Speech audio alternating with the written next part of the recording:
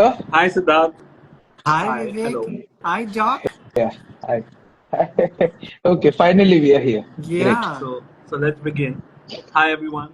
Welcome to the live chat between Dr. Abhijit Khandkar and Siddharth Shanghvi about Siddharth's books. And here we go. And both of them. So Dr.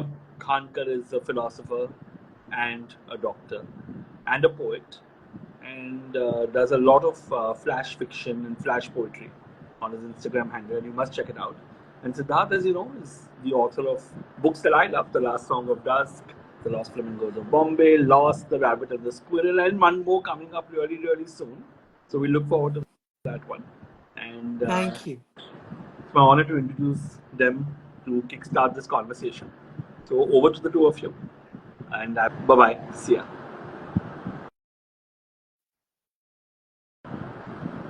Hi, Siddharth. Am I audible to You you? are perfectly audible. I'm so absolutely excited to have this conversation with you, Doc. So am I. It's my pleasure. I would like to thank HarperCollins for making this happen, so that we are able to do this today. And I am so glad for the time of all our listeners and readers who are tuning in. I can see all of your waves down there. We both, Siddharth and I, are waving back at you. Uh, so, Siddharth, uh, okay, let me start from the line that I first read like a decade back, you know, and I shared with you that Mm. when I was an intern, and it still stayed with me, and I don't know the answer to that line that, it's the line with which the last song of Dusk begins. Anuradha says, "In this life, my darling, there is no mercy."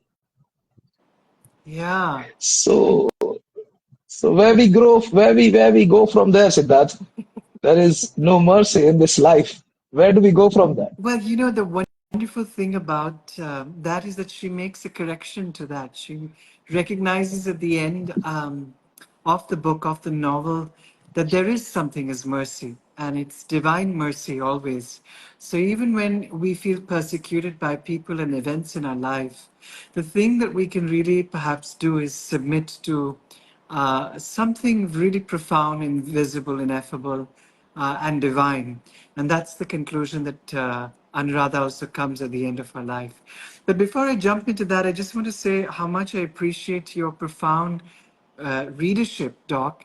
The profound work that you did during COVID, treating all those patients. And I kept following you on your social media, your exquisite portraits that you made at that point of time that have stayed with me as these haunting little pebbles from the other side of a very dark time.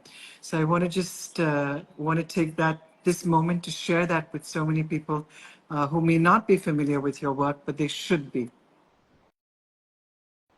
Thank you so much. I am so glad that the time is past us, you know.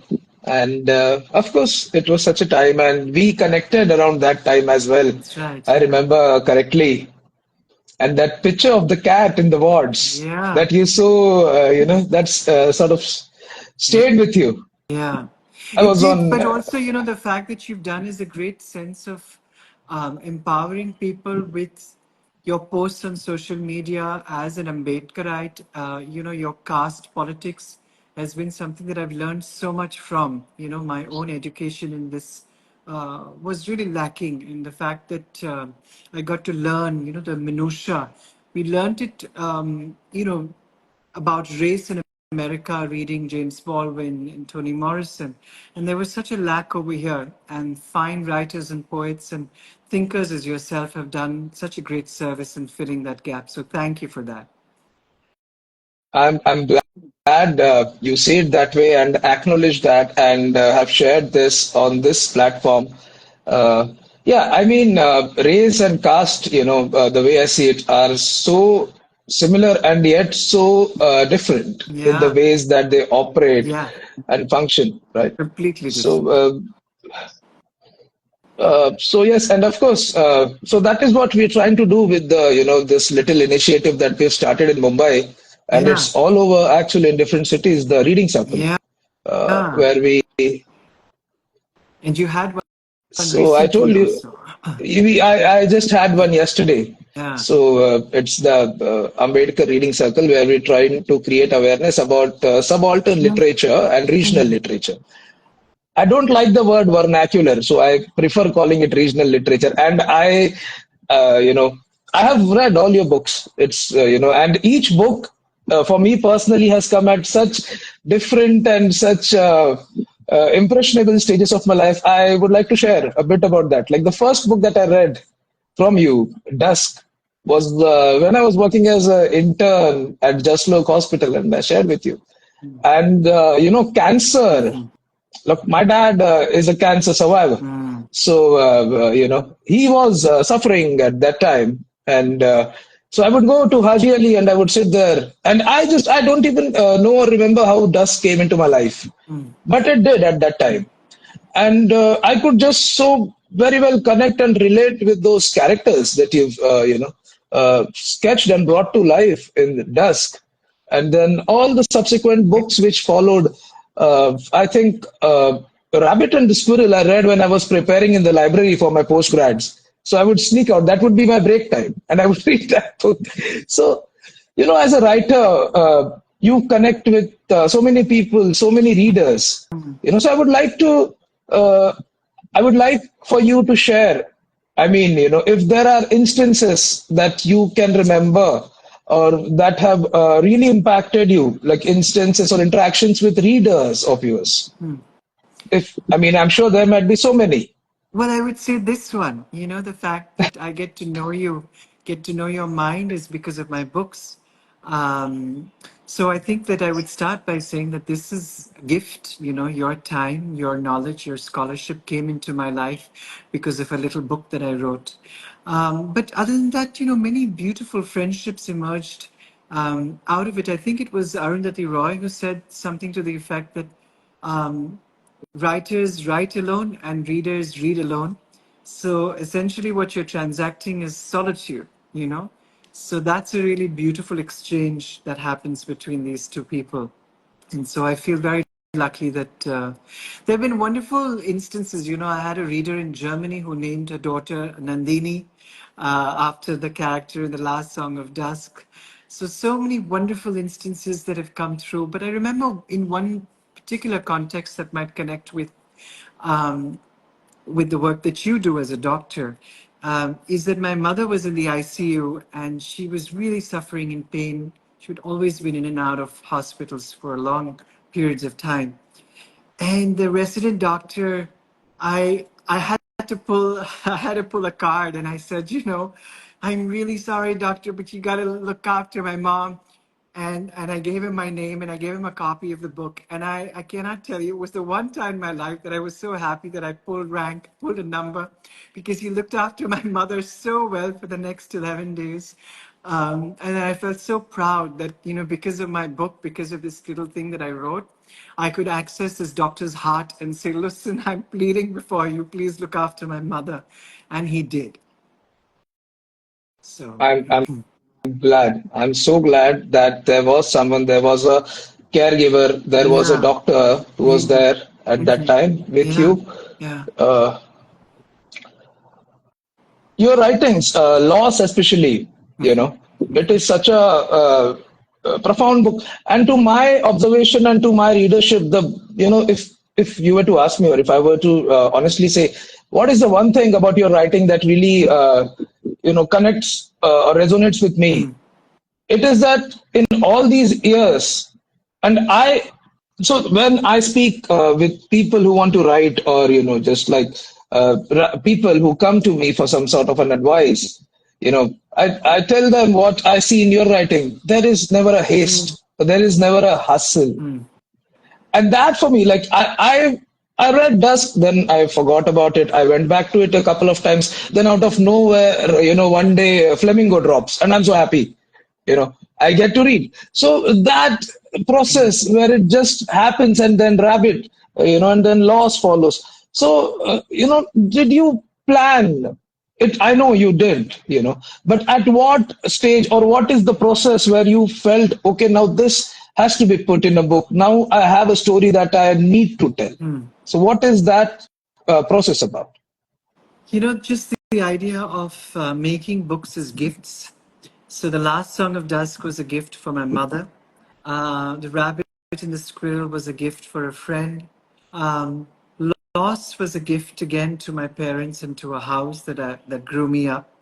So I really can't resonate with the idea of being a professional writer or a writer, who has to be on the book circuit or, has to win awards and blah, blah, blah.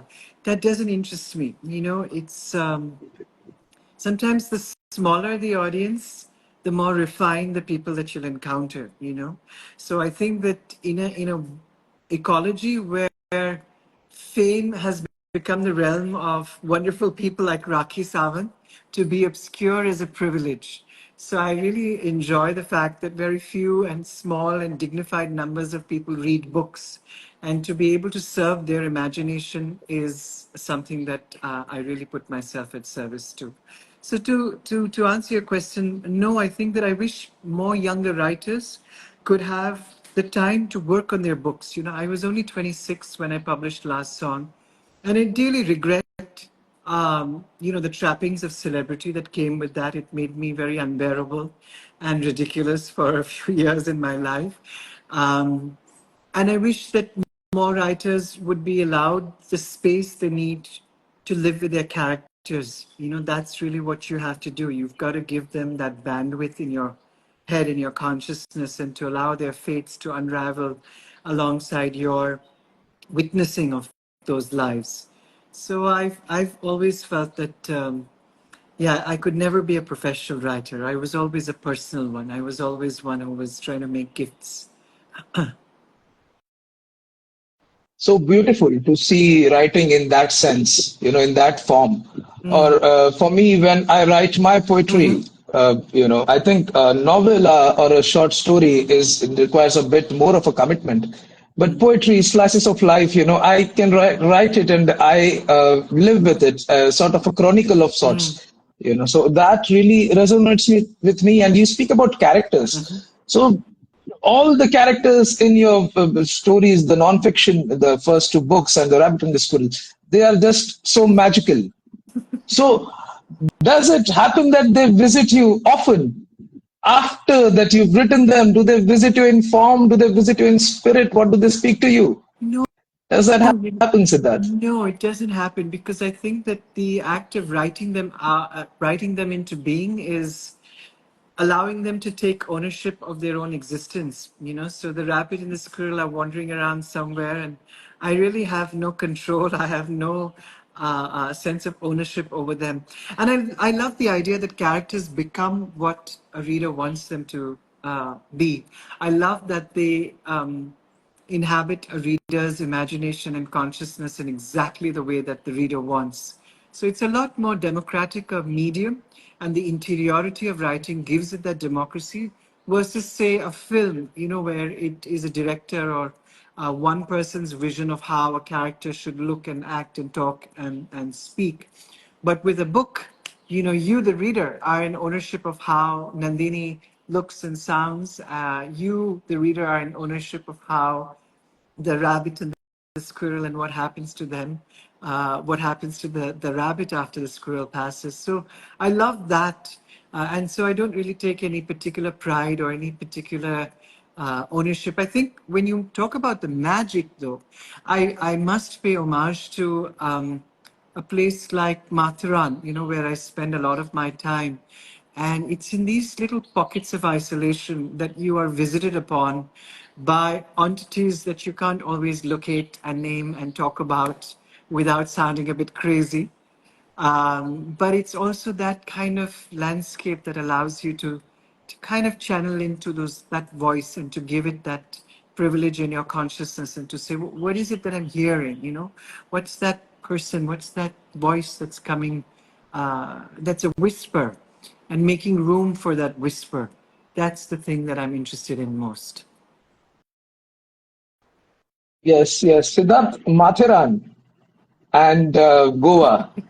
So if I were to if I were to ask, is there anything specific about Mathiran or Goa, that pulls you or draws you to those specific places. I've been watching, thanks to Mumbai traffic, as I shared with you, I've been watching the interviews, and you have so many of them, that reviewed, and you were on. So, honestly, I will admit that I was not able to reread the books that the good folks at HarperCollins sent me. I have read them a while back. So to make up for my guilt also of not being able to give time to read them the way I wanted to, I looked up and heard your interviews. So there, and especially in today's conversation, I wanted to bring some points or some things that I would want to ask or share where I have not heard those before, or not to reiterate. So, Matharan, a very fascinating place. I have fond memories as a child, uh, and it's nearby. I am in Mumbai right now. I sometimes go there, and you were there this Diwali, like we shared with each other. So, why Matharan, Siddharth? Is there a reason? Because Or Goa? Why those two places? I like very forgotten places of the world. Places that people don't really want to visit. I mean, of course, Matharan is very popular, but just for people who might not have context, it's the only pedestrian hill station in India. Yeah. So you can't really access it unless you want to walk there or you have to go on horseback.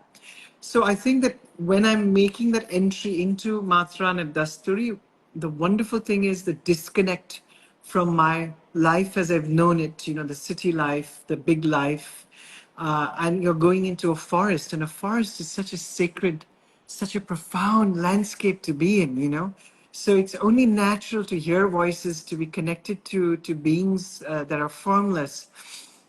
And I wish that younger writers would, instead of thinking that, oh, London or Bombay or Berlin were, literary capitals, I wish more writers would go into forests, into jungles, and spend more time in that landscape. Because I think what's to be found over there is a disconnect from the known world, from the patterned world, and an entry point into a magical one, an ethereal one.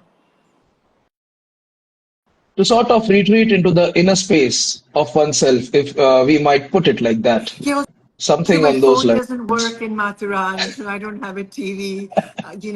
There's no electricity for 6 hours a day. So it's wonderful. You just have to kind of submit. If you want to reinforce the city life and you want, water out of your tap all day long and you want, electricity all day long, you can pretty much forget about going to a place like that. But if you want something larger and more subtle, then you're lucky enough to go to Mathura. So that's interesting. Do you think the character of a place plays a role in the stuff that one writes as a writer? The nature and the character of a place. So now, since you're living this life in Mathura or Goa, so your writings or your stories that you would be writing or would be coming out, do you think they would be different than if you would have written them being in a city like Bombay or some metropolis? Do you think the place plays a role in that, A in the hundred writing process? percent, 100%. And I think that where I am now, it would be very difficult for me to live in any big city, whether it was Madrid or Mumbai. I would find it very, very difficult to relate to that consciousness, because cities are built on capitalism. And while that was a very interesting and sexy part of my life when I was growing up, it doesn't resonate with me any longer. So 100% the work that I'm trying to create right now might be a response to the life I once lived. But it's not one that I want to revisit. I'm done with it, and I'm very happy to be done with it. We've talked about it. You've told me about how Dongri, for instance, and parts of Bombay have inspired your poetry. And there was definitely a part of me which was very inspired by Bombay, and I'm very grateful to Mumbai for giving me all of that inspiration. But now it lies in the fields outside my house in Goa. It lies in the jungle in Mathran. I like unscripted turf. I don't like things that can be very easily identified or named or located. And that's why I live very quietly and invisibly. And maybe that is why your writings and your words and the magic in them resonates with so many readers like me. Because living in cities or city life, and we are all searching for that space to retreat into that world of magic and realism and all the other things that lay open there. Like, you don't know, you could step on a snake or a stone, you don't know. When I'm reading your book, and the lines that you come up with, uh, butterflies of pain billowed out of my mother's voice. I mean, I could just, no, I mean, I have to pause and read it so many times for me to get that line and to feel it and the beauty, and I can visualize it. So for when you write or when you've written, and there are you're writing, and there are accolades from all over everything, but when you write a line like that, do you feel something that shifts in you? Do you feel the sudden jolt of elation or joy? It's just magic. Do you, like, for example, this line, did it come to you? Did you see it first, then you wrote it on paper, or you wrote it and then you saw it? I would love to know about that process. You know, I wish I could tell you. I really, I really don't know. What I do know is this wonderful line by Stephen King, which he gives as advice to all writers: is kill all your darlings. So all the sentences that you derive the most joy out of and the pleasure, and you've spent hours crafting, you should just get them out of the way. Get to the pain, get to the story, get to the movement. And so that's become something that I am drawn to. And when you reference a sentence like that, that's me just having a brief poetic lapse. But generally, I now try to keep the language very clean to the bone. It's something that I aspire to very much, just to get to the story. So I wish I knew where that sentence came from, and you as a poet would be better advised to telling us all where such lines are to be found. But I think possibly from being with the pain, that's really what crafts the work. When you really live the pain, then that allows you to perhaps make a few lovely sentences now and again. Yes, I think I agree with that. Not that any writer or any human would want to be in pain, Mm, but then there is so much of it around us on our mobile screens, today being flashed. So then, in that context and in that atmosphere, for a person who is sensitive enough to not be moved would be an anomaly, mm, so pain. And now when I read Loss and then I went back to Dusk, for example, right? And I could see those characters more better, mm, because you understand. I could see where that particular character was coming from. mm, mm. And I have told you this, that I honestly, I do not think anything called fiction Yeah, exists. it's really true. If you would agree with me. I mean, I wouldn't say even Dusk or Flamingos, I mean, to say it, they are fiction, works of fiction, but they're not. And Hmm. you know that. Hmm. Because we as writers, or even when as chroniclers of life and sorrow around us, we're always deriving, and maybe the subconscious, somehow cloaks it or wraps it under these metaphors, so that those who know us, our inner worlds, and intimately, those who know us, they would know what we're speaking about, even if you're speaking some mumbo jumbo there, or it's just, just like some magic realism, you would agree.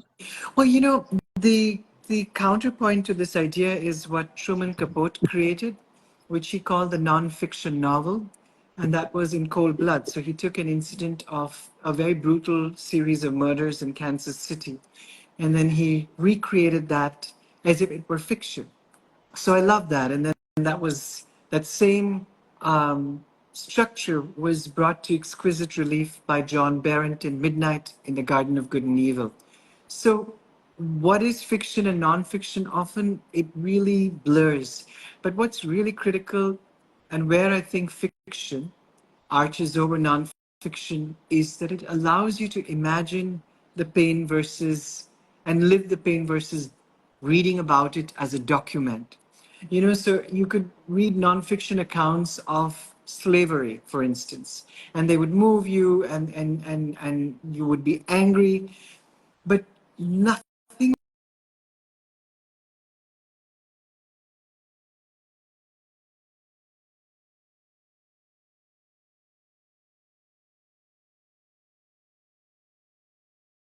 really enter a character and their story and their anguish in a way that nonfiction never really can.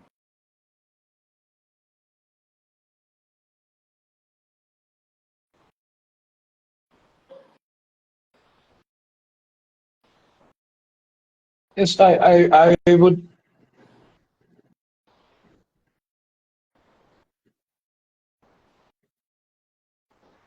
Yeah. Yeah, Siddharth, I think there's some network fluctuation at your side. Are you I think here? it's the Still with universe me? telling us to bid adieu. Signs But you're everywhere. going It's to read a exhausting. poem, So, no? Aren't you going to read a poem? I would love to hear you read a poem.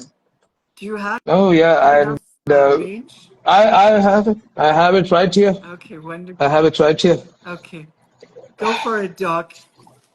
Yeah, but okay. Do you want me to write it right now? Whenever you're ready. I thought you said you're I losing thought. range. That's why I was rushing us along. I was afraid that you were No, going to no. get lost. You're back. You're back now. You're back now. I So, was never I mean, gone. you tell me. And even if you do, like what you say, you're allowed to leave the party when it's still on, Yeah. right?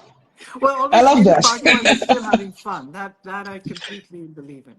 Yeah.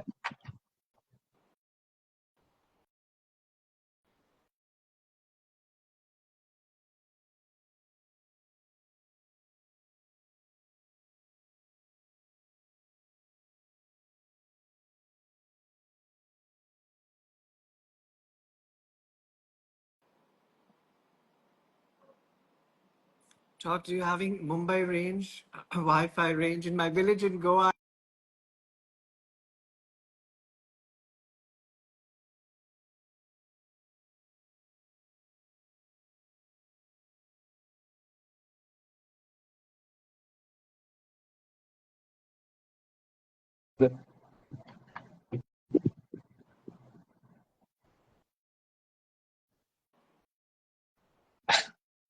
You're back now. I Are you am. here? I'm perfectly I here. think I've been hearing you. You've just been frozen, but I can. Yeah, now you're back. I don't know, like maybe there is some mischievous spirit around. As you said, your friends have joined us in that. they have. They are at work. They They are are at at work. work. They are at work. I think conversation can continue, but yes, I would love to read this poem Mm. before the spirits get more notorious, Yeah. you know. And with Siddharth's permission, and it is an honor really for me to be able to read this poem. And he said that I I can, you know. requested you. So it's really an honor. So, from the last chapter of his book Loss, I'll read the first few lines so our viewers, our readers would get an idea what the poem is about, and I'm sure they must be knowing already. So, a few years before she died, Siddharth references to his mother. On the evening of the book launch of Bhatkan, my mother's first and only book of poetry, Mm. all her friends were by her side. And this poem, Mm. his mother's poem, Mm. Bhatkan, and I really request the spirits to behave now while I read the poem. Yeah. I hope Yeah. I hope. Yeah, I think we're back. Are you here? Yeah. Oh God. Okay. The perils of technology. I tell you, Okay. or lack of therein. Yeah. Yeah. The wonderful Okay. Naya just sent a message, and checked in. Naya works for HarperCollins, and she's just She's extraordinary. She's just been, yeah, she was so wonderful. She was on it saying, "Are you rejoining?" I said, "Yes, I'm trying to." But before we lose range, Doc, why don't you go jump into Bhatkan, which is a poem that my I will mother wrote. just I will just read the poem. भटकन ये शिकवे ये गिले किस लिए ये उसे संतुष्टि रस से जब कभी आ मिले यकायक मंजिल से तो पाए और देखे कि वहीं जा पहुंचे हैं कि जहां से चले थे उधर ही पहुंचे हैं भटक भटक कर फिर वहीं आ पहुंचे हैं तभी तो ये सोच और ये मनन तभी तो ये सोच और ये मनन कि ये शिकवे ये गिले है किस लिए क्योंकि जो है वही तो है जिसे जानना क्योंकि जो है वही तो है जिसे जानना जो था सदैव से उसी को पहचानना फिर ये गिले ये शिकवे किस लिए हाँ हाँ ये आरज़ू ये मिन्नतें हैं हाँ ये आरज़ू ये मिन्नतें हैं तुम्हारे ही लिए तुम्हारे ही लिए That's the poem, guys, from Siddharth's book that his mother wrote. And you read so beautifully. Thank you, Doc. That's so kind of you. I had such a fun time talking to you. Same here. Thank you, Doc, and thank you to your wonderful reader, Nandini Sen, I think we who's should. writing in. Said thank you very much, and to everyone who spent some time with us this evening, I'm so grateful. It's my pleasure.